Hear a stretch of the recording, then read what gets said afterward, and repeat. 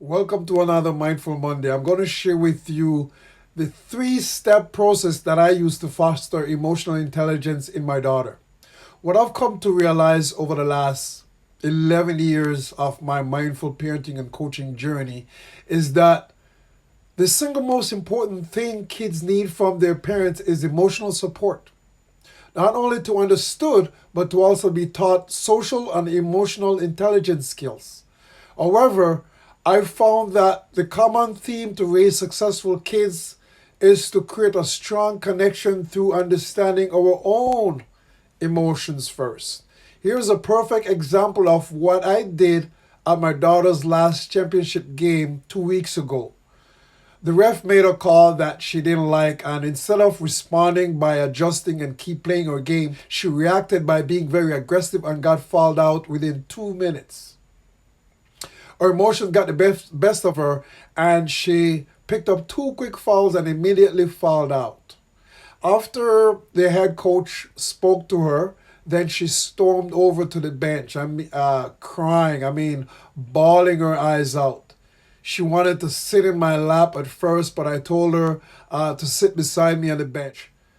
She was bawling for quite some time until she settled down. So here's the three-step process that I use to foster emotional intelligence. Number one, the first thing I did was to allow her to express her emotions before I jump in to show empathy. This initial procedure allows them to gather their thoughts before they're ready to speak or even listen to what you have to say. Let's be mindful that we all store up emotions and then let ourselves experience them once we find a safe space. Then we're ready to move on. Therefore, we must accept their emotions rather than denying them or being ashamed of them expressing their emotions. So instead of saying something like, "It's okay, don't worry about it," or "It's just another game," or "Yes, it was a bad call," instead of saying those things, I said to her, "I know you're frustrated right now. Cry it out and let me know when you want to tell me what you're saying, what you're trying to say." Number two, the second thing I did was to listen to her feelings. Be mindful that rage doesn't begin to dissipate until it feels heard.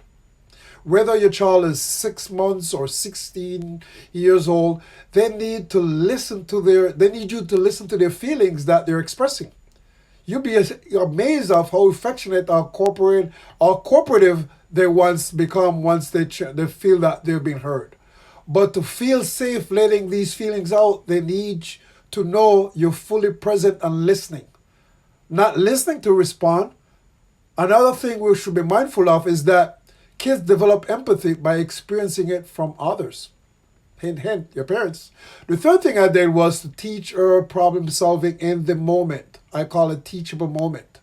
After I listened to her explain the call that was unfair, I said to her, "Yes, I know." And it happens all the time. I ask her, "Do you remember the same thing happened to your brother in the finals 3 years ago?" She looked at me, shake her head, and say, "Yes." I said, "Everybody get upset sometimes. It's what you do immediately after is important." I also remind her about this book, Don't Drink the Kool-Aid by Bert Oliver, that taught her that it takes 45 seconds to change her state of mind, how to do so, and how important it is to change our state of mind. I said, "Now you know what to do. You have 45 seconds to shake it off and celebrate with your friends." Most of the time, once kids feels their emotions are understood and accepted, the feelings lose their charge and begin to dissipate. This leaves an opening for problem solving. Sometimes kids can do this by themselves. At home, she does this by herself. But sometimes they need your help. If we don't resist the urge to rush in and handle the problems for them, it sends a message that they don't have the confidence to handle these emotions by themselves. So, as you can see in the video, that she didn't shake it off fully. However, these are the kinds of conversation we should be having with our kids to foster emotional intelligence. I'm talking to parents of student athletes who are experiencing their kids getting little or no playing time, who don't start the game, who constantly sometimes make mistakes or simple mistakes that can cause the team to lose. Or in this case, a call from the ref that they don't like. You see, the nature of healthy human emotions is to move through or swamp us and then pass away.